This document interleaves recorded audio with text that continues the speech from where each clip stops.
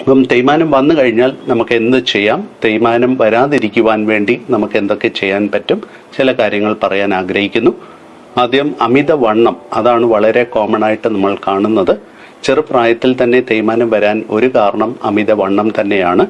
അപ്പോൾ ഈ വണ്ണം, ഒബീസിറ്റി കുറയ്ക്കുന്നത് വളരെ ശ്രദ്ധിക്കേണ്ടത് വളരെ ആവശ്യമാണ്. ബോഡി മാസ് ഇൻഡെക്സ് <30 ആണ് പറയുന്നത്. ആ വണ്ണത്തിന് അത്രയും വണ്ണം നമ്മുടെ ശരീരത്തിൻ്റെ വെയിറ്റ് നമ്മൾ മെയിൻറ്റെയിൻ ചെയ്ത് പോയാൽ തേയ്മാനം വരുവാനുള്ള സാധ്യത വളരെ കുറയുന്നു. രണ്ടാമത്തെ കാര്യം എക്സസൈസ്.